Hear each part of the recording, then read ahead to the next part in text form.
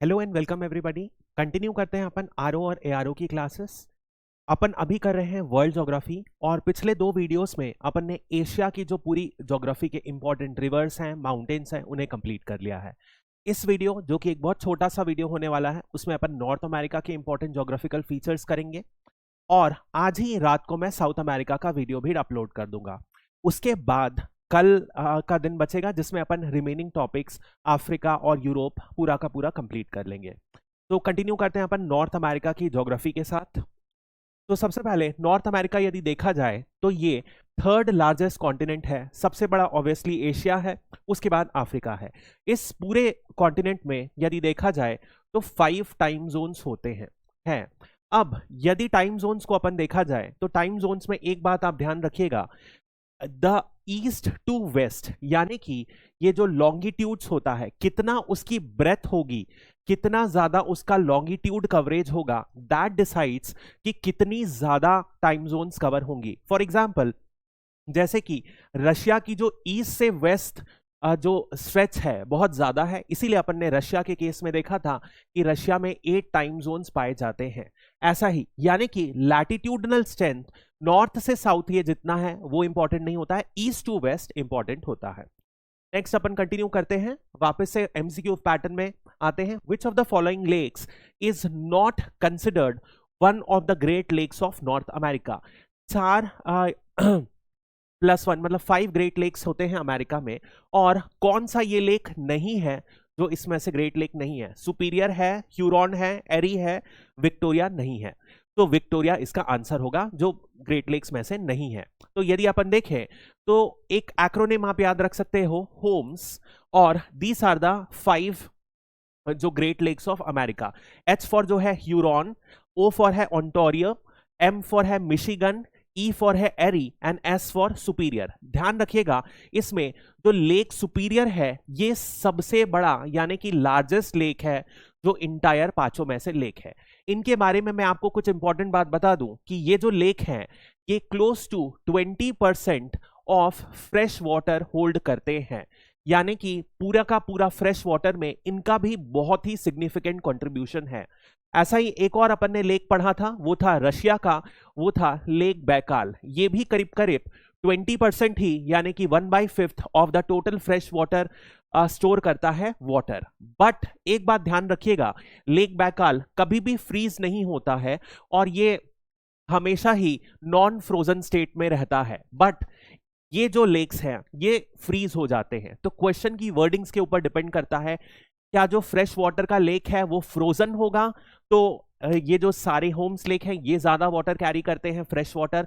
But यदि non frozen state में fresh water सबसे ज्यादा रशिया का लेक बैकाल कैरी करता है। अब एक बात जरूर ध्यान रखिएगा इन लेक्स के बारे में, यदि देखा जाए तो यहां पर बहुत सारी, ये दोनों कनाडा के साइड और यूएस के साइड दोनों साइड है। तो पर्टिकुलरली यदि आप देखोगे तो इनमें इनलैंड वाटरवेज बहुत ही अच्छे तरीके से डेवलप किया गया है, और इसी वजह से यदि आप देखोगे जितनी भी मेजर डेवलपमेंट इंडस्ट्रीज हुई हैं, for example in the northern, यहाँ पर सेंट जो पीटर्सबर्ग है वो है, Saint Petersburg iron and steel का मेजर हब था। तो ये एक मेजर रीजन इस इंडस्ट्री का डेवलपमेंट पर इसीलिए हुआ क्योंकि इनलैंड वाटरवेज की वजह से ट्रांसपोर्टेशन बहुत ही सस्ती कॉस्ट पर हो जाता था वाया द लेक्स। इसी वजह से ये बहुत इंपॉर्टेंट है, और इंडस्ट्रियल डेवलपमेंट ऑफ अमेरिका करने में ये सारे के सारे लेक्स ने बहुत ही इंपॉर्टेंट भूमिका निभाई है। नेक्स्ट अपन कंटिन्यू करते हैं, the great lakes are connected to the Atlantic Ocean by which waterway. कौन सी रिवर के थ्रू कनेक्टेड है? तो वो है सेंट लॉरेंस रिवर। ये देखेंगे मैप में तो लेक ओंटारियो के साथ सेंट लॉरेंस रिवर है जो अटलांटिक तक जाता है, और यहीं से जो मैं आपको वाटरवे की बात बता रहा था ये इनलैंड से लेकर अटलांटिक तक कैरी हो जाता था, और वाया शिप वो अक्रॉस यूरोप मतलब अटलांटिक को पार करके यूरोप तक पूरा का पूरा ट्रांसपोर्टेशन हो जाता था। तो this is the basic. Next अपन आते हैं, the economic and industrial significance of Great Lakes is primarily due to their extensive recreational, गलत, abundant fish population, not very much important, strategic location for trade and transportation। ठीक है, इनकी location बहुत ही strategic है जिसकी वजह से यहां पर बहुत सारी इंडस्ट्रीज का डेवलपमेंट हो चुका है। इसी की वजह से। और जब इंडस्ट्रियल रिवॉल्यूशन ब्रेकआउट हुआ तो इनका एक मेजर योगदान था। नेक्स्ट अपन बात करते हैं, सो ये ग्लेशियल लेक्स है। क्या हुआ था, एक अर्थ एक मेजर ग्लेशिएशन अंडर गो किया था। ग्लेशिएशन यानी कि पूरे के पूरे जो वाटर रिजर्व्स थे वो बर्फ से बन गए थे। ये प्लिस्टोसीन पीरियड था, उसमें ग्लेशिएशन हुए थे। इस प्लिस्टोसीन पीरियड में 4 फेजेस ऑफ ग्लेशिएशन थे और 4 फेजेस ऑफ इंटर ग्लेशिएशन थे, यानी कि 4 फेजेस में बर्फ जमी, फिर 4 फेजेस में बर्फ पिघल गई।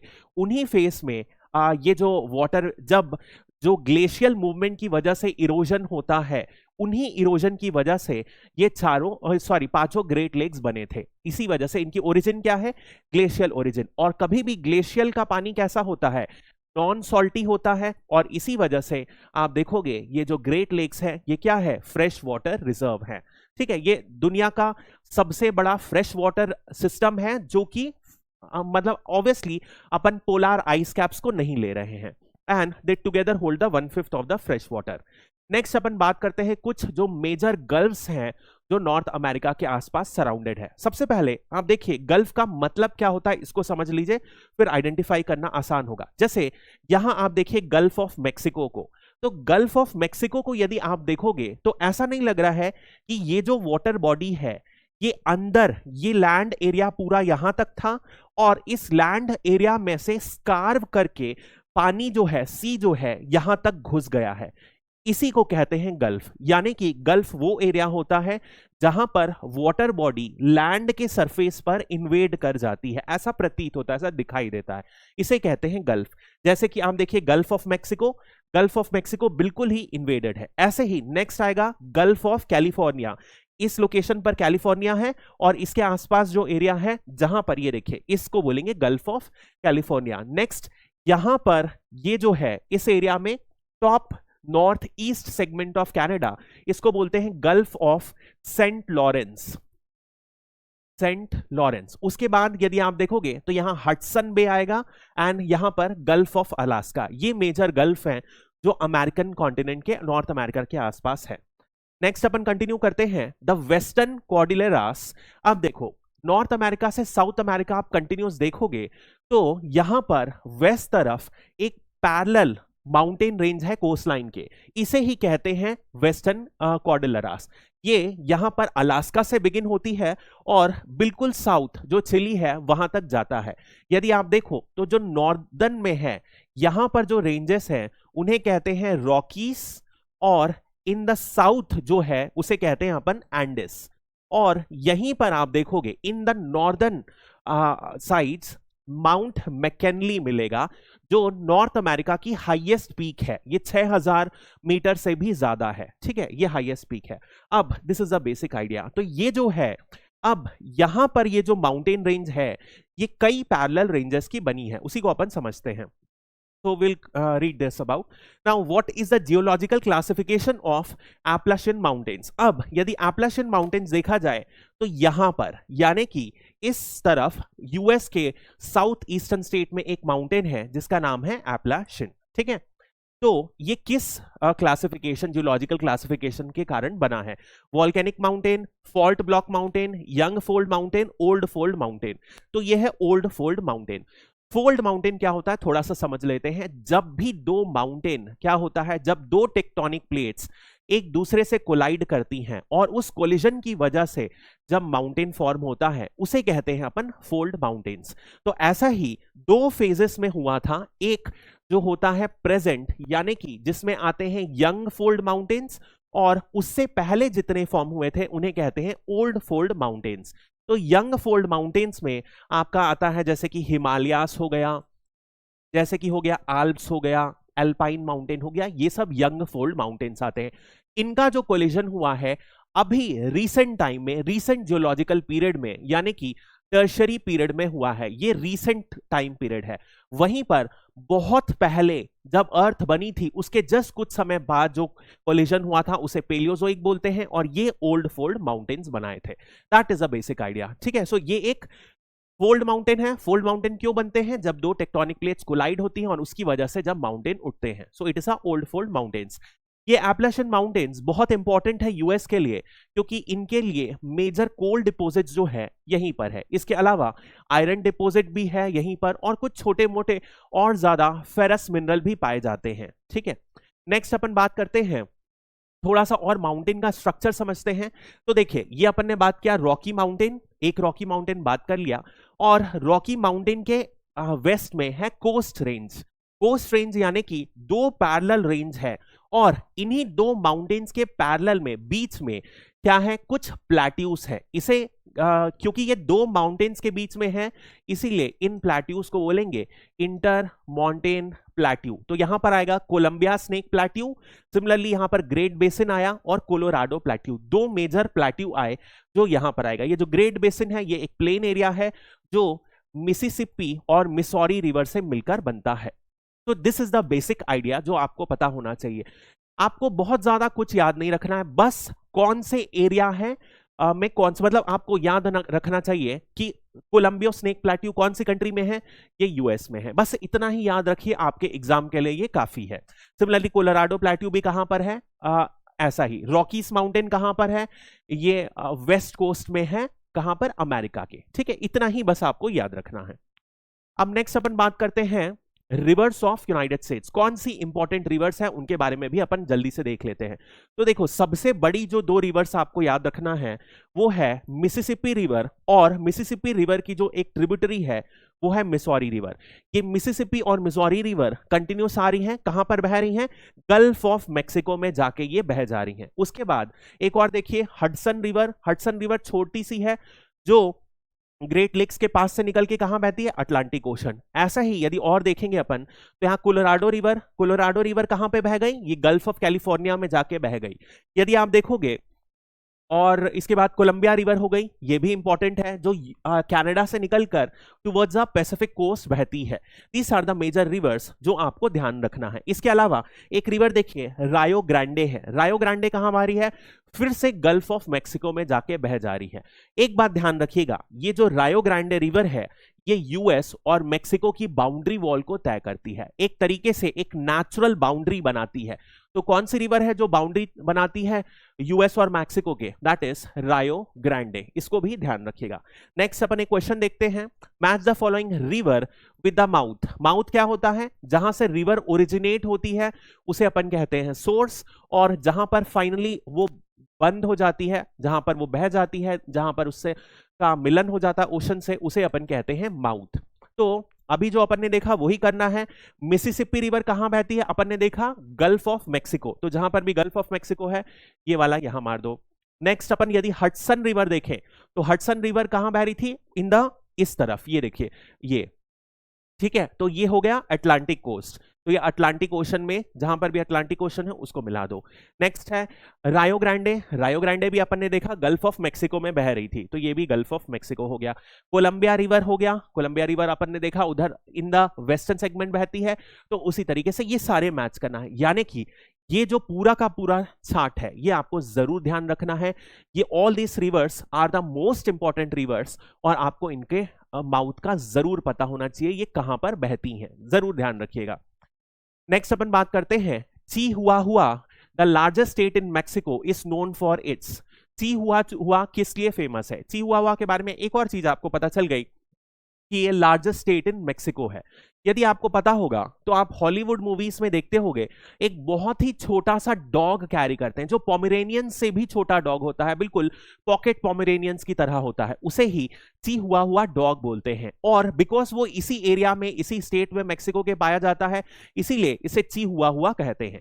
बट इस क्वेश्चन में ज्योग्राफिकल फीचर के बारे में पूछ रहा है, तो चिहुआहुआ एक्चुअली एक फेमस डेजर्ट है जो मैक्सिको में पाया जाता है। तो देख लेते हैं, एक्सटेंसिव कोस्ट लाइन नहीं, लश रेन फॉरेस्ट बिल्कुल गलत, arid landscape, rich mineral deposit and unique desert. Arid और डेजर्ट इकोसिस्टम के नाम से जाना जाता है। इनफैक्ट यदि आप नॉर्थ अमेरिका में देखोगे तो कुछ मेजर डेजर्ट्स हैं। ये देखो, ये वाला जो है ग्रीन वाला, ये है चिहुआहुआ डेजर्ट। जो पिंक वाला है that is Sonoran desert, and ये वाला है मोहावे डेजर्ट। मोहावे, यदि कोई एप्पल यूजर होगा तो बीच में मुहावे एक iOS की अपडेट आई थी, मुहावे ऑपरेटिंग सिस्टम, तो ये एक अपडेट था, ये उससे आप ध्यान रख सकते हो। इट वाज नेम्ड आफ्टर यहीं पर, क्योंकि एप्पल कहां पर है, कैलिफोर्निया की कंपनी है, मुहावे कहां का डेजर्ट है, कैलिफोर्निया का डेजर्ट है, इसीलिए इसको ये कहा गया था। तो ये 3 मेजर डेजर्ट्स हैं, ध्यान रखिएगा, सोनारान, मुहावे और चिहुआहुआ, तीनों के तीनों नॉर्थ अमेरिका में सिचुएटेड हैं। ये जो चिहुआहुआ है मैक्सिको में, सोनोरान और मुहावे डेजर्ट जो है दोनों ही कैलिफोर्निया के आसपास के डेजर्ट हैं। नेक्स्ट अपन बात करते हैं कनाडा की कुछ रिवर्स के बारे में। अब इसका मैंने क्वेश्चन प्रिपेयर नहीं किया है क्योंकि बहुत ही बेसिक है, आपको बस माउथ याद रखना है और नाम याद रखना है कि कनाडा की कौन कौन सी रिवर है। तो can you see that, Mackenzie river है, चर्चिल रिवर है, नेल्सन रिवर है, सेंट लॉरेंस रिवर है। ये 4-5 सबसे इंपॉर्टेंट नदियां हैं, इनको जरूर ध्यान रखिएगा, इससे ज्यादा मत रखिएगा, क्योंकि ऑर्डिनरली क्या होता है, अपन चर्चिल सुनते ही अपने दिमाग में आता है विंस्टन चर्चिल, जो यूके के क्या थे, प्राइम मिनिस्टर थे ड्यूरिंग द वर्ल्ड वॉर 2। और नेल्सन सुनते ही अपने दिमाग में आता है मंडेला साहब, नेल्सन मंडेला, जो साउथ अफ्रीका के पहले ब्लैक प्रेसिडेंट थे, जिन्होंने अपार्थेड को अबॉलिश किया था। इस वजह से ये इंपॉर्टेंट हो जाता है कि चर्चिल, याद रखिएगा, चर्चिल यूके के नहीं है, ये कनाडा के हैं, और नेल्सन भी साउथ अफ्रीका के नहीं है, कनाडा के हैं, दोनों जरूर ध्यान रखिएगा। अब मैकेंजी तो यदि आपको पता होगा नॉर्थ अमेरिका की कंपनी है, तो इसमें कम कंफ्यूजन होना चाहिए। ये जो दोनों रिवर हैं चर्चिल और नेल्सन, ये जा रही हैं आर्कटिक की तरफ, और इस बे को अपन ने देखा क्या बोलते हैं, हडसन बे। तो इनका माउथ कहां है, चर्चिल और नेल्सन का हडसन बे। वहीं सेंट लॉरेंस का जो माउथ है वो कहां है, ये रीजन है, इसको अपन बोलते हैं Saint Lawrence gulf of Saint Lawrence. ये तो बहुत आसान हो गया याद रखने का। और मैकेंजी का जो माउथ है ये भी आर्कटिक की तरफ जा रहा है, इस एरिया को बोला जाता है बेफर्ट सी। यहां पर बेफर्ट सी जो होता है मैकेंजी उसमें फ्लो कर रहा है। ध्यान रखिएगा, ये सारी की सारी इंपॉर्टेंट रिवर्स है, माउथ आपको जरूर ध्यान रखना है। नेक्स्ट अपन कुछ और देखते हैं, जो मेजर लेक्स हैं कनाडा के, वो भी देख लेते हैं जल्दी से। देखिए, Great Bear Lake, Lake Slave, Lake Winnipegosis और लेक विनीपेग, बस इतने ही नाम ध्यान रखिएगा और कुछ भी नहीं ध्यान रखना है। इसके अलावा अपन ने होम्स तो किया ही है, जो 5 मेजर लेक्स हैं कनाडा और यूएस जो शेयर करते हैं, जिसमें में से सबसे बड़ा अपन ने देखा लेक सुपीरियर है, जो सबसे बड़ा लेक है, और ये सारे लेक ग्लेशियर लेक हैं जो दुनिया का 20% फ्रेश वाटर को होल्ड करते हैं। तो इस तरीके से नॉर्थ अमेरिका में बहुत ही लिमिटेड चीजें हैं जो याद रखना है। इसी के साथ हमारा नॉर्थ अमेरिका का टॉपिक खत्म होता है। Thank you and have a great day.